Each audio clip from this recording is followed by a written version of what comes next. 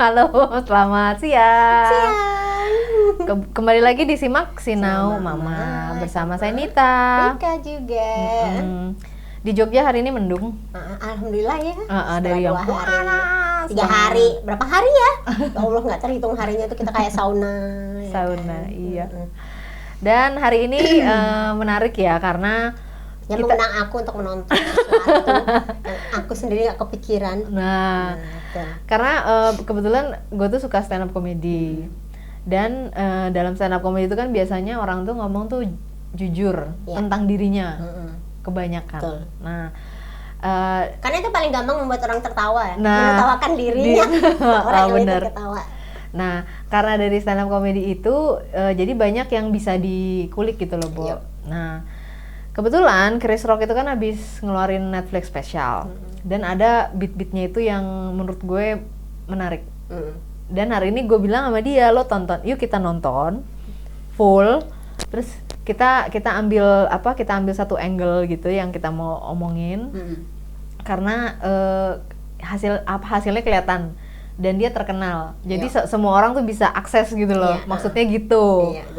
Nah, dan kita ngomongin Chris Rock tuh nggak mungkin lah dia tersinggung karena dia tidak mungkin nonton video ini. Nggak paham juga kita ngomong apa ya kan. Cuma nama gue kok disebut gitu. Nah, yang hari ini menarik kita ambil dari beatnya Chris Rock itu adalah tentang dia tidak menempatkan dirinya sebagai korban. Dan menurut gue itu sebuah I'm not a big fan of Chris Rock sebenarnya. Cuman Netflix spesial yang kali ini tuh dia lucu dan ngena banget. Nah, di bagian yang dia bilang gue nggak menempatkan diri gue sebagai korban. Itu tuh jadi he walk the talk. Iya. Ya nggak sih, Bo? Nah, jadi mungkin sebentar sebelum agak panjang, mungkin orang-orang mau tahu nih kenapa jadi korban apa tuh ceritanya. Oh iya, setahun yang lalu di Oscar dia ditampar oleh Bang Will Smith, ya kan? Dan itu disaksikan berpuluh-puluh juta orang. Betul. Dan itu nggak cuma sakit fisik ya, Bo. Betul. Sakitnya itu seluruh jiwa raga. Mereka sama-sama terkenal, sama-sama istilahnya punya tempat di dunia fana ini. Betul. Jadi mungkin sakitnya tuh kebayang nggak sih, Bu? Sakitnya akan lebih sakit dari kita sakit. aja di depan RT dimalu-maluin aja kan. Exactly. Nggak mau keluar rumah. Kita batal kawin aja. Nah, ini satu dunia istilahnya kan, Oscar gitu loh. Dan yang menarik di Netflix spesialnya itu stand up-nya itu dia bilang gue nggak menempatkan diri sebagai korban. Nah, gue sama dia menarik karena perilakunya dia yang tidak menempatkan diri sebagai korban ini hasil apakah? Iya. Nah, kita tadi sempat setuju bahwa ini adalah hasil introspeksi dirinya dia ya. Betul. Dan dia tidak keliling keliling podcast dan keliling interview untuk menjelaskan. Nah, ini tuh agak kayak The Royal Family, Bu. No complain, no explain. Never complain, never explain. Nah, jadi dia menurut gue cukup elegan gitu loh. Betul. Membawa dirinya. Dan gue setuju. Jadi gue nonton tadi tuh gue juga agak frase-frase yang dia pilih juga lumayan on point ya. Artinya dia nggak lantur kemana-mana gitu kan. Jadi aku juga nangkep pesan-pesannya dia bahwa wah ini dia berarti setahun ini memang gue nggak rasa ya kalau udah setahun ternyata dia menghilang ya kan. Tapi begitu dia keluar dengan judulnya Selective Outrage di Netflix ini kok kayaknya dia benar-benar all out tentang dirinya dia yang mungkin selama setahun ini terpendam. Betul. Tidak ada yang tahu. Bahkan apa yang dia kata pun dia bilang belum pernah dia katakan kepada orang terdekatnya sekalipun. Ya kan, ada beberapa frase yang tentang anaknya itu kan. Dan menurut aku itu bagus banget. Endingnya juga oke menurut aku ketika dia bilang jangan bertengkar di depan orang putih, itu pesan ibunya. Ada pola asuh yang kuat di situ. Nah, secara karakter. Berarti dia respect ibunya ya. Sangat. Dan aku rasa ada kedekatan emosional yang baik antara dia sama ibunya. Okay. Sehingga apapun yang dia putuskan, aku rasa pun ibunya termasuk dukung gitu. Ada terngiang-ngiang ibunya. Pesan-pesan ibunya bahwa ibunya tuh bilang begini. Dan menurut aku ketika dia kemudian membuat keputusan untuk lay low setelah kejadian itu adalah bagian dari ketika orang tuanya juga mungkin waktu kecil memberi pesan pada dia, nak kamu minoritas. Oh, dikasih realitas. Dikasih realitas minoritas tuh begini loh. Sebentar, dipending sebentar, Bu. Sebentar. Minoritas. Oke, lanjutkan kok. Jadi itu karena pesan-pesan ibunya sebagai orang yang besar di masa-masa di kala orang kulit hitam banyak mendapat tekanan. Nah, itu jadi pesan-pesan moral yang kuat di diri Chris Rock ini menurutku gitu ya. Sehingga dia pun tidak mau kemudian dijadikan objek ketika ada situasi yang katakanlah memojokkan dia, kemudian orang mengasihani dia nggak mau. You have to be yourself gitu loh, dengan pilihan-pilihanmu gitu. Berarti dia juga bisa dengan cerdas menganalisa situasi supaya nggak jadi tambah keruh. Betul. Akhirnya dengan dia tidak menerima interview selama setahun ini, dengan dia tidak curhat juga. Betul. di podcast. Mungkin ada beberapa orang yang memilih tidak masuk TV, tapi masuk podcast, masuk kanal lain. Betul. Pokoknya ada di media sosial, muter gitu kan. Nah itu kan selain dia dapat uang kan dia dapat panggung kan. Betul. Tapi dia tidak memilih untuk tidak cari panggung. Dan yang seperti lo bilang, menjadi korban itu salah satu indikasinya adalah lo mencari simpati orang lain dengan menjelaskan Betul. A dan Z gitu kan. Padahal kalau kita kulik-kulik lebih dalam kan, kayak gue bilang tadi waktu habis kejadian, wah gue membela Will Smith. Karena kita di dunia di mana perempuan tuh selalu kelompok yang lemah dan kalau dibela itu sesuatu banget. Kita lupa what's behind the scene. Ini rumah tangga orang gitu loh, ya kan? Gak ada angin, gak ada hujan. Kenapa tiba-tiba si Will Smith marah ketika istrinya disinggung? Oke lah, mungkin ada sesuatu yang selama ini publik nggak tahu. Tapi Chris bilang kan waktu di Netflix, apa sih yang dilakukan si istri? Gitu. Kita aja nggak tahu. Aku aja baru tahu ini gitu. Lu ngasih tahu, oh itu yang terjadi. Oh alah, aku bilang itu salah dong gue bela si Jeda. Aku bilang gitu kan. Nyesel gue bela gitu. Walaupun sesama perempuan nggak gitu dong. Ya kan kita nggak bisa menutup mata kalau faktanya ternyata yang tersakiti itu sebenarnya Will Smith ya kan. Dan ketika Will Smith melimpahkan kemarahannya kepada Chris Rock, itu insidental aja menurutku. Ada momentum, ada mungkin udah memuncak, kesenggol. Betul. Atau kita nggak tahu nih ya motifnya Will Smith. Jangan-jangan ini cara dia membuka aib istrinya juga yang selama ini dianggap sebagai korban juga oleh media. Nah itu dia. Jadi sebenarnya tuh kan selama ini kan dibilang Will Smith-nya yang nggak ini ke Jeda, padahal nggak care padahal kan.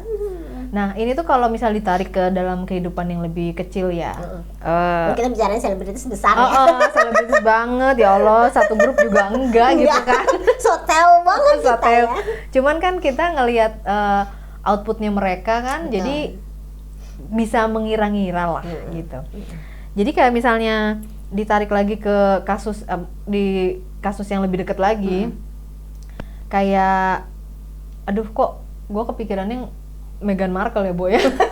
Ya senggol dulu lah Meghan Markle ya. Senggol dulu ya. Dia pun kan dia merasa mendapatkan perlakuan yang sangat rasis di keluarga suaminya, di keluarga kerajaan, dan dia muter di beberapa interview, explain and complain, yang yang benar-benar bertolak belakang dengan dengan prinsip di kerajaan. Karena bagaimanapun lo jadi sorotan. Jadi kalau mereka tahu kayaknya. Kalau lo stop explain, stop complain, orang juga nantinya akan diem gitu loh. Tapi dia terus komplain, terus explain. Waduh, malah jadi blunder kemana-mana.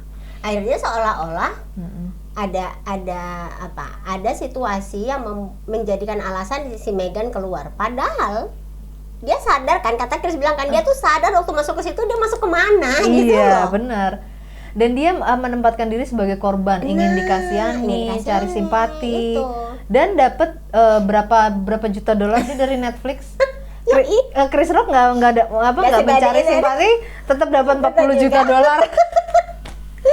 Ini kayak kerja gitu kalau si Meghan Markle. Cuman kalau untuk tidak untuk dapat output seseorang itu bisa dari sebuah badai, terus diam, terus introspeksi, menganalisa dengan cerdas, terus akhirnya mengambil langkah-langkah yang ideal, tepat buat dirinya. Itu tuh hasil apa?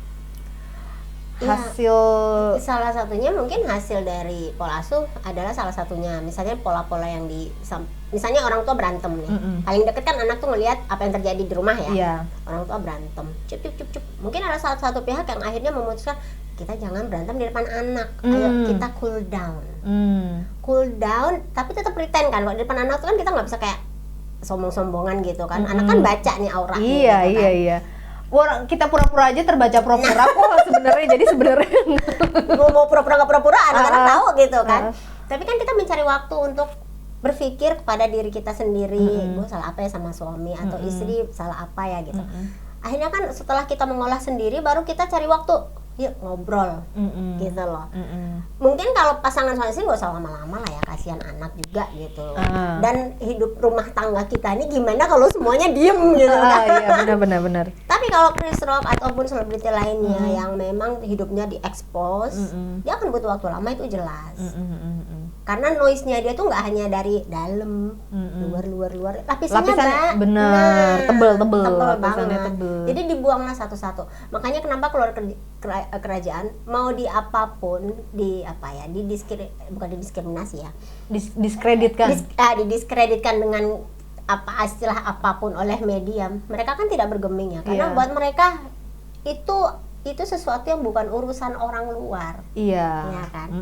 Nah, ada orang yang bisa begitu dan ada orang yang tidak. Tidak, itu dia. Jadi sebenarnya ada loh pilihan untuk tidak menempatkan diri lo sebagai korban, walaupun mungkin lo korban. Iya. Jadi gini, kadang kalau misalnya kita tersakiti, memang gue merasa tersakiti nih. Gue pengen lu tahu gue tersakiti. Dan orang lain juga mungkin tahu tersakiti, tapi kadang memilih untuk udahlah, gue harus bangkit dan tidak menjadi posisi korban. Dan itu tuh memang perlu kebesaran hati, ya benar. Ketenangan pikiran, kebesaran hati. Kalau kita bicara soal ini sebenarnya bagian dari self love ya. Artinya ketika kamu menganggap dirimu korban, kamu tuh sebenarnya menyakiti dirimu terus menerus. Dengan mencari simpati itu kan seolah-olah kamu tuh kekurangan cinta, kekurangan dukungan. Oke. Ya kan? Ketika kamu merasa kurang dukungan, kamu mencari dukungan. Dan itu seolah-olah jadi mengisi, ya kalau kita bicara bahasa kasih kan tabung cinta kita gitu ya. Tapi kalau kamu hidup sendiri, kamu nggak ada bantuan, kamu tetap bisa kok mengisi tabung cintamu dengan apa ya, introspeksi diri. Jadi mengisi tabung cinta ini nggak selalu dari orang luar. Nggak selalu. Kita harus punya kemandirian untuk bisa mencari mekanismenya yang tepat buat kita. Betul. Okay. Karena mendiamkan tanpa mencari solusi, kemudian kayak kan pilihan orang ya, ada yang cari keluar, ada yang cari ke dalam. Mencari ke dalam tuh lebih susah. Apalagi kalau lu nggak pernah diajarin sama orang tuamu, sayangi dirimu jangan sakiti dirimu. Sayangi diri itu sesederhana apa sih? Misalnya ya itu tadi, exercise, tidur cukup, banyak menulis, membaca, itu kan salah satu ya. Kemudian ketika kita punya keluarga atau orang tua yang lovable banget, sebenarnya cinta-cinta mereka itu lebih kuat. Makanya ketika Chris Rock situasinya seperti ini, aku rasa orang tuanya sangat besar perannya, membesarkan hatinya dia gitu kan. Nah, beberapa orang yang kehilangan touch itu akhirnya memang mencari keluar, kecenderungannya begitu gitu. Berarti Prince Harry itu nggak bahagia sebenarnya, Bo? Sejak ibunya pergi kayaknya dia nggak bahagia. Dia nggak bahagia. Dia belum bisa mencari cara untuk membahagiakan dirinya sendiri. Karena aku rasa, nah itu tadi kalau kita bicara konflik konflik itu baik loh dihadapi, bukan baik dihadapi, sebaiknya dihadapi, tapi ketika ada solusi, jadi solusi konfliknya tuh ada gitu. Iya, ya itu lo bertumbuh paralel dengan masalah itu. Iya. Kita lah dengan pasangan kan, sesederhana itu kan. Awal-awalnya kelihatan cinta-cinta, lama-lama buruknya keluar semua ya kan. Apa terus kita mau bye, gue nggak sanggup sama lo kan, enggak juga. Kita justru mikir, bener nggak sih, kok gue milih dia, kok gue mau hidup sama dia, alasan-alasan itu dibalikin lagi ke kita kan, kan kita milih. Iya, berarti gini, kalau balik lagi tadi ke badai, kita diem, terus mencari kejernihan, ketenangan. Jadi sebenarnya diam itu pun sebuah pergerakan, sebuah solusi. Betul. Jadi bukan apa namanya, diam itu berarti bukan nggak ngapa-ngapain ya. Diam itu pun sebenarnya sebuah aktivitas gitu loh. Sebuah proses. Kita berproses dengan diri sendiri. Orang nggak perlu tahu. Kayak terakhir kita morning talk itu kan bliss of solitude, itu kan sebenarnya mencari kebahagiaan di dalam kesendirian. Kesendirian sama kesepian itu beda kan maknanya. Kalau kita bicara kesendirian, berarti kita menentukan loh, gue lagi pengen sendiri. Karena apa ya? Gue lagi butuh aja ngobrol sama diri gue sendiri, menentukan apa yang aku harus lakukan, introspeksi apa yang udah terjadi gitu loh. Kadang orang itu merasa nggak punya waktu untuk itu, padahal salah. Banyak loh waktu untuk itu. Kita harus menyempatkan. Kita jangan cari kapan ya, tapi ini yang masuk schedule dulu. Iya. Yang lainnya tuh bisa nunggu sebenarnya. Iya. Memang nah ini dia, ada orang yang sangat reaktif gitu loh, Bu. Nah orang-orang yang sangat reaktif ini justru memang sih kesannya gini, udahlah air di baskom udah keruh. Sama dia udah lagi. Jadi nggak kelihatan ini masalahnya apa gitu kan. Iya benar. Dan juga kalau kita bicara karakter kan ada orang introvert, extrovert gitu ya. Kalau kayak yang orang extrovert itu kan memang energinya muncul dari energi luarnya masuk ke kita ya. Kita butuh energi itu dari luar gitu. Makanya rata-rata orang extrovert tuh nggak punya rahasia kan. Semua dibongkar. Cerita, menunjukkan gue tuh gini, perlu banget validasi orang lain. Sebenarnya hanya untuk buat dia. Ya itu energinya dia mas, kebutuhan energinya bensinnya dia gitu. Tapi bukan kemudian dia selalu butuh itu, enggak. Ada kok momennya dia akan capek gue gitu, ya kan. Orang-orang introvert kan rata-rata extrovert. Ada sih 1-2 yang introvert. Ketika orang introvert dia sudah sangat mampu untuk mengisi love itu tadi energi yang dia butuhkan dengan menyendiri gitu. Jeleknya ketika tidak ada interaksi dengan orang lain, jadi dia nggak tahu gue salah benernya di mana itu. Sehingga orang introvert rata-rata terjebaknya pada situasi mental yang membuat dia malah nggak bisa kemana-mana. Sementara orang extrovert tuh lebih gampang, kalau dia ada masalah ya mungkin going crazy lah, tapi orang kan notice. Jadi dapat bantuannya lebih cepat gitu. Iya. Dan Chris Rock menurut aku sebenarnya dia introvert loh. Dia amat sangat bisa memendam selama itu, luar biasa loh. Iya. Ya dia sebenarnya juga nggak butuh duit juga ya. Pertama itu dia udah nggak butuh duit. Lah keliling interview kan dapat duit kan, Bo, kan. Tapi buat dia dengan persaingan sekarang harusnya udah jauh kehilangan banyak income loh itu. Iya sih. Iya kan? Dan dia siap gitu loh dengan resiko itu gitu. Tapi karena dia sudah punya sesuatu yang menurut dia, gue bisa jual ini, tapi gue akan kasih surprise, gue pending sampai gue benar-benar siap. Mungkin karena dia berkeluarga, mungkin itu juga membantu dia kali ya, Bu. Dia kan punya anak segala macam. Itu mungkin yang bisa ngerem, atau mungkin dia bisa riset lagi visi hidupnya gitu loh. Betul. Apalagi terus dia yang gue cek itu dia udah hampir 60 loh, 58. Tapi awet muda ya. Banget. Nah, harusnya dia begitu tuh di umur 40. Termasuk terlambat lah ya. Harusnya hidupnya nggak seheboh ini, ya kan? Memang segala sesuatu tuh ada harganya. Ya. Dan dia membayar, ya dia tajir melintir kepintir gitu kan, tapi ya itu yang harus dia bayar lah ya. Betul. Semuanya kemaluan lagi ngomong, malu, sakit, apa segala macam itu ya dia membayar itu semua. Dan ketika kematangan dia sudah mendekati puncak, Aku malah dia sebenarnya sudah matang sekali. Kayaknya matang pilihan sikapnya dia untuk tidak jadi korban itu sangat ini banget menurutku, sangat keren gitu. Soalnya makin lansia biasanya malah cari pengasihan kan. Yoi, benar-benar. Tapi gini, Bo, misalnya nih kejadiannya gini. Jadi kayak misalnya yang sesimpel di jalan, ada orang ngekat kita. Ya. Padahal kita mau lurus, dia dari kiri ngekat, dia mau belok kanan. Itu kan ya Allah, Bo, lo segini kan, gondok banget kan. Kalau lo marah-marah, itu apakah lo menjadikan diri lo sebagai korban? Sesimpel itu misalnya. Iya. Kamu jadi korban, bukan jadi korban, kamu justru mengorbankan jiwamu yang sebenarnya udah ya, kamu tuh nggak apa-apa gitu loh. Iya, cuman begitu doang. Tapi kalau misalnya gue mikirnya, lah, dia yang ngekat gue, lo harusnya ikut marah-marah ke dia yang salah gitu loh. Itu gimana? Berhenti nggak mobilnya? Enggak, ini ceritanya enggak, cuman sekelebat gitu. Tapi gondoknya 3 jam. Nah, sebenarnya ini lebih ke regulasi emosi sih kalau itu. Regulasi emosi. Makanya ketika kejadian Chris Rock ditinju kan? Ditampar sih. Ditampar oleh Will Smith. Kenapa dia tidak merespon? Berarti dia sangat bagus regulasi emosinya dia. Menurut aku bukan perkara dia di depan audiens ya. Oke, di depan kamera. Di depan kamera, bukan. Gitu. Karena kalau kita bicara laki-laki ya, spontaneity itu pasti muncul ya kan. Gue ditinju, gue pasti refleks, ya kan. Atau paling enggak dia mempertahankan diri, defense. Tapi kan ini enggak, dia kayak ya udah tiba-tiba kok ini orang datang, dia nggak ada kepikiran bahwa akan ditinju gitu kan. Sama dengan di jalan kan, kita nggak ada kepikiran nih mobil mau nyelip nih gitu. Tapi kalau kita regulasi emosi dengan bahasa yang santun, astagfirullahalazim. Dia santun, gua enggak sih.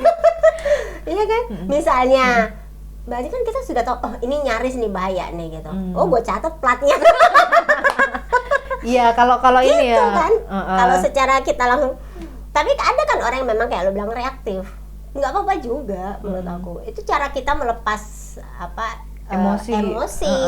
Melepas energi yang sekiranya akan menjadi negatif kalau lama-lama dalam tubuh ya, Bo. Itu dia. Makanya kan perbedaan ini reaktif responsif sebenarnya di situ. Orang dibilang reaktif ketika muncul stimulus plak langsung. Tapi kalau responsif ada stimulus mikir dulu. Nah, apa nih? Nah, tetap langsung berpikir. Kayak tadi kan, astagfirullahalazim gitu langsung. Alhamdulillah tidak apa-apa gitu ya. Santun banget. Ataupun kalau bilang dah gitu kan. Cuma kayak kaget tapi udah selesai gitu. Apaan sih gue marah-marah sama dia? Orangnya udah lewat juga gitu kan. Mungkin kalau ketemu orangnya lain cerita. Toh juga cuma 3 detik shred. Dan nggak apa-apa. Nggak apa-apa gitu. Tapi susah sih memang, menurutku susah. Karena itu karakter. Itu dari karakter orangnya yang menurut aku juga terkait sama itu tadi, pola asuh juga ada di situ. Kayak kita bicara kemarin Mario, kenapa dia sangat reaktif? Itu kan reaktif sebenarnya. Dia bisa loh mikir lebih panjang kan, kita sepakat. Ada sebab, ada akibat. Dan kalaupun dia misalnya memberi jeda pada dirinya untuk udah deh, kan nggak harus malam ini juga kan? Iya. Bisa kan? Bisa. Nah, bisa besok-besok. Bisa. Ditunda tapi besok gitu kan. Atau ya cari tempat yang terbuka lah. Ini kan kayaknya sudah memang terplan. Berarti kan dia sudah reaksi ininya sudah, emosinya sudah sangat terencana. Kan? Nah, iya. Iya. Berarti regulasi emosinya yang bermasalah di situ. Nah, itu memang kaitannya sama kematangan emosi kan. Makin kesini harusnya makin tua ya kita memang makin matang. Harusnya. Mungkin karena Chris Rock laki kali ya, Bo ya. Jadi butuh waktu lebih lama. Katanya kan gitu kan. Oh iya, benar. Kalau perempuan itu kan gue punya anak perempuan, ada temen gue punya anak laki. Dia bilang yang punya anak laki nih, emang enak ya punya anak perempuan lebih dewasa. Daripada anaknya dia yang laki gitu loh. Terus gue bilang ya karena gue punya si adik laki-laki dan memang emang nyebelin nih laki ya kan. Maksudnya dewasanya tuh lama gitu loh. Sampai kepetoknya tuh bisa beberapa kali. Kalau cewek tuh memang kayaknya kayak lebih cepet lah. Nggak tahu lah gue. Kalau gue sih lebih berpikir, ini menurut aku ya. karena dari budaya juga. Kalau kita bicara budaya Indonesia kan anak perempuan itu banyak kerjaan, udah diajarin banyak tanggung jawab dari kecil. Kalau anak cowok kan enggak. Apa sih paling bersihin motor, udah. Bersihin sepeda. Jadi karena nggak banyak tanggung jawab, nggak banyak menerima konflik konsekuensi, bla bla bla, jadi nggak belajarnya lama.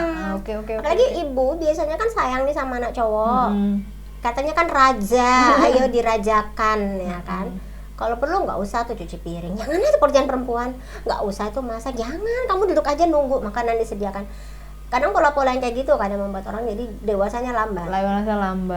Ada hal kecil kalau kita bicara kayak kemarin. Dan kemudian katakanlah dalam mengambil keputusan juga perempuan kenapa lebih cepat? Karena kita terbiasa multitasking kan. Mau nggak mau harus ngambil nih, kalau nggak ada tugas yang belum kelar. Kepending semua.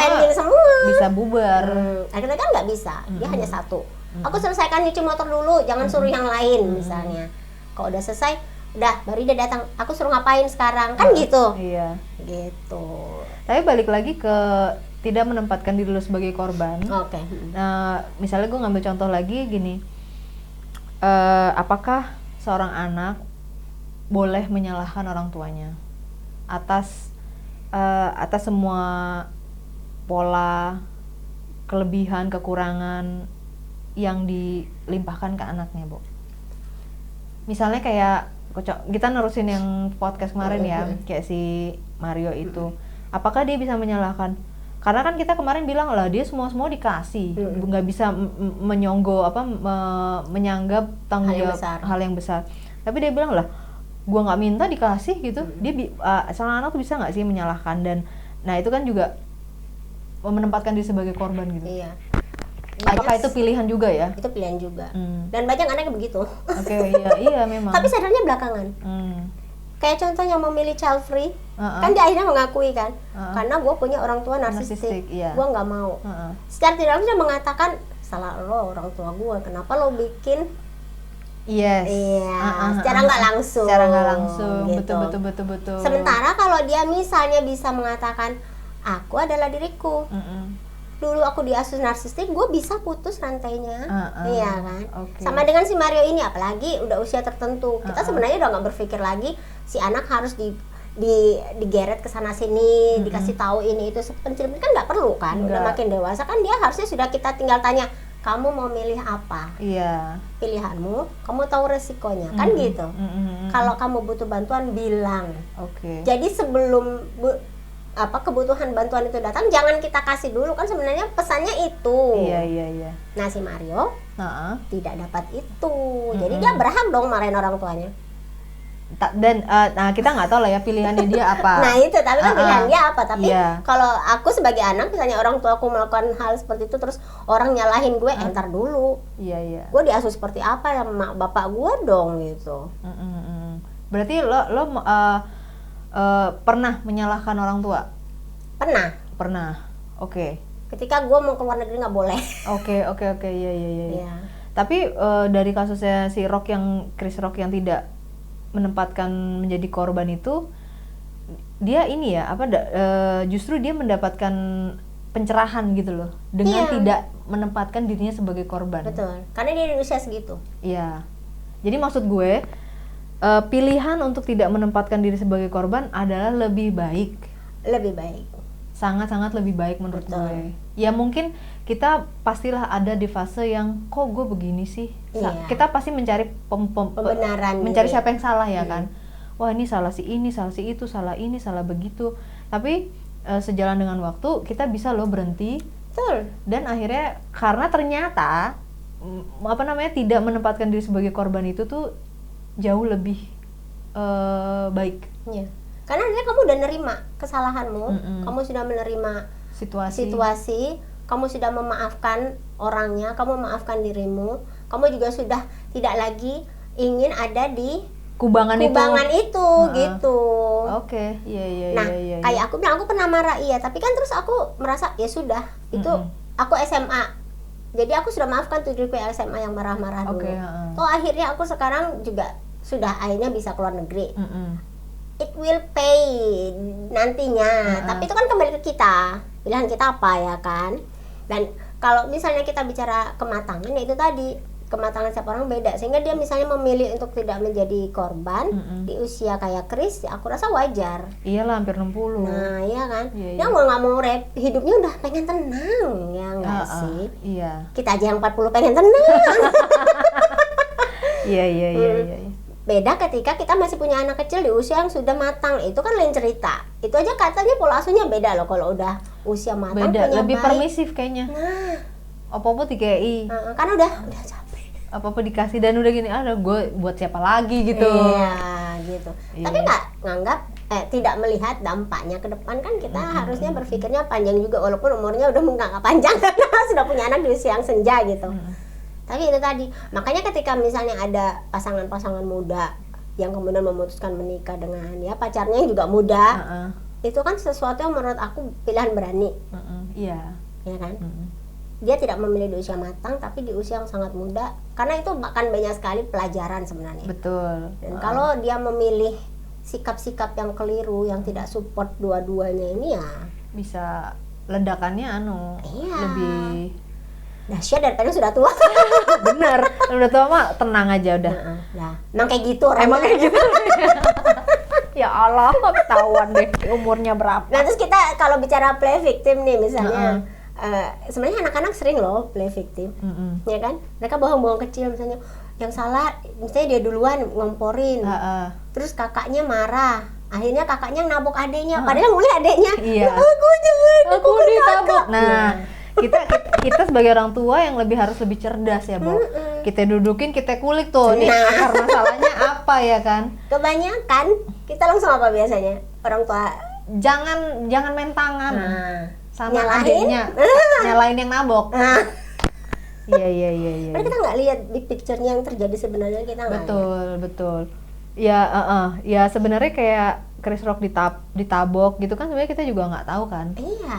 Kenapa dia ditabok, apa hubungannya, terus si Smith juga sama bininya bagaimana, sebenarnya kan kita juga sebenarnya nggak ada yang tahu. Nggak ada yang tahu. Cuman kalau dikecilin ke unit terkecil, anak kita yang kecil ditabok, terus kita main bilang jangan nabok adeknya gitu, padahal adeknya emang iseng. Iya kan? Mulai adeknya Yang nyolek, mulai. kakaknya bilang stop, adeknya nyolek lagi, udah jangan. Lama-lama kakaknya kan udah sampai sini nih.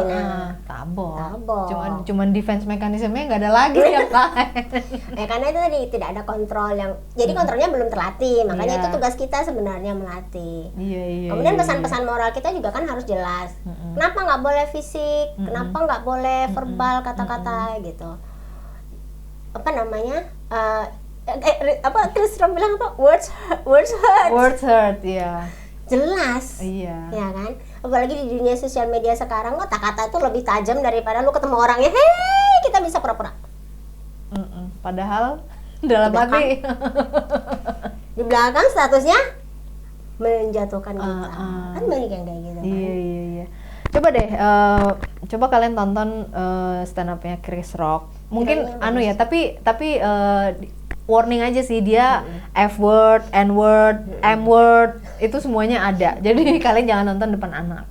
Ngejelasinnya sulit benar. Tapi maksud gue dari nonton itu bisa dikecilkan ke kehidupan sehari-hari gitu loh sebenarnya. Karena kita ngeliat Chris Rock itu kan ceritanya udah hasilnya nih. Iya. Kita jadi nggak usah melakukan eksperimen sendiri gitu loh. Ya nggak sih, bahwa secara empiris setahun sedikit itu udah kelihatan bahwa dia tidak menempatkan diri sebagai korban, itu justru menyelesaikan masalah. Ya nggak sih? Dan menunjukkan kedewasaan. Betul, menunjukkan kedewasaan. Kemampuan dia regulasi emosinya baik. Pilihan sikap dia itu sesuatu yang sudah sesuai dengan yang dia harapkan. Harapan dia ke depan, aku pengen hidup tenang. Pilihan hidup dia, pilihan sikapnya adalah kita tenangkan semua. Kalau lo mau hidup tenang, elunya harus tenang. Itu, jangan kemana-mana. Makin kemana-mana kan makin banyak nih percikan api. Iya, makanya kalau lagi kesel, marah, kecewa, sedih, jangan langsung curhat di medsos. Itu sih ya, Bo ya. bahkan kalau kita nggak siap sama pasangan atau anak pun jangan dulu. Betul. Take time sendiri aja dulu. Itu juga bisa diaplikasikan ke begitu juga. Betul. Bisa. Terus yang kecil-kecil kita lagi marah sama anak, mending diem, membeku, atau jodotin kepala sendiri gitu lah. Ingat gitu, ingat. Benar. Karena kalau aku bicara sedikit ya sebelum habis ini, dampak dari play victim itu sangat buruk ya. Kalau kita bicara kayak tadi anak-anak nih, kita si adik ini selalu belajar seolah-olah dia yang tersakiti. Betul. Padahal yang ini kakak. Cara kita menegur kakak itu sudah sangat menyakiti dia. Dia siapa? Kakaknya. Oke, iya. Iya kan? Jadi dia akan merasa gue terus yang salah, salah. Betul. Harga dirinya kita plus seolah-olah dia nggak punya kemampuan untuk membela diri. Si adek kita bela-belain, padahal dia ini orangnya bersalah. Tersangkanya dia. Dia bisa jadi orang sangat manipulatif. Dan itu sangat tidak direkomendasikan. Iya. Ya kan? Kita nggak mau anak kita jadi orang manipulatif. Iya. Yang akhirnya memanfaatkan simpati orang, memanfaatkan rasa iba yang kita bahas kemarin. Nah, kalau dari angle-nya orang tua, yang perjuangan orang tua ini ya, Boy ya, memang berbuat adil itu tidak semudah itu. Tidak semudah itu. Karena kita harus dalam ngelihatnya. Karena adil kan belum tentu sama kan. Betul. Dan itu makanya diam itu salah satu cara loh, biar kita biar pertimbangan kita jadi lebih dalam, benar-benar adil. Pertimbangannya jadi seimbang. Betul. Pertimbangannya jadi seimbang. Iya benar. Chris Rock lama, aku rasa dia juga menimbang. Sebenarnya yang salah nih siapa sih? Iya. Kan? Gua nggak bermaksud apa-apa ya kan. Will gue kenal, dia juga baik. Jeda juga kenal. Idolnya dia bahkan. Nah, artinya apa? Dia nggak mau menyalahkan siapapun. Dia mencoba mencari garis benang keadilan tuh supaya kita nggak tarik menarik lagi deh, udah. Betul. Dia juga udah memilih nggak mau di kubangan itu. Dia memilih keluar. Iya. Sebenarnya barusan terjadi sih. Apa? Lu di kubangan? Enggak. Mencoba untuk adil. Oh iya. Di kedua anak gua ini. Oh iya benar. Nah, gua bilang adil kan nggak selalu sama kan. Iya. Tapi makanya gue ngejelasin tuh berkali-kali ke si ade. Kalau si kakak sih udah lumayan lah. Karena udah makin besar ya. Berkali-kali gue jelasin supaya dia masuk ke pikirannya tuh, oh iya ya gitu. Walaupun enggak ya. Butuh beberapa hari ini, makanya gue bilang aduh ini gimana ya, gue bilang gitu. Ya anak gue aja beda karakter kan, kita butuh pinter. Iya, kita harus ini. Memang klise sih, Bo. Selain pinter juga sabar. Dan diam itu adalah bagian dari sabar. Ya, silence is gold ya. Sebenarnya poinnya itu sih. Kalau buat Chris Rock mah silence is $40 million. Iya. Kita silent yuk. Silent yuk. Datang nggak duitnya? Kita udah keluar ayo gitu kan. Karena kita tadi keluar kita nggak silent. Ya. Nah, jadi mungkin ini kesempatan buat teman-teman yang di luar sana untuk diam sejenak ya kan, dan memilih yang lebih sesuai, yang nggak playing victim lagi gitu. Kita nggak playing victim kok. Dan bangkit. Kita juga nggak playing victim kan dengan ngomongin mereka gitu. Kita menganalisa aja. Iyalah. Gitu kan. Masalahnya jangan sampai adalah di lingkungan kita yang kayak gitu gitu. Cukuplah di dunia selebriti aja. Karena kita bukan selebriti. Baiklah, ini kok tak terasa ya hampir 40 menit. Sampai, semoga bermanfaat obrolan hari ini, dan sampai ketemu lagi minggu depan. Sampai ketemu lagi.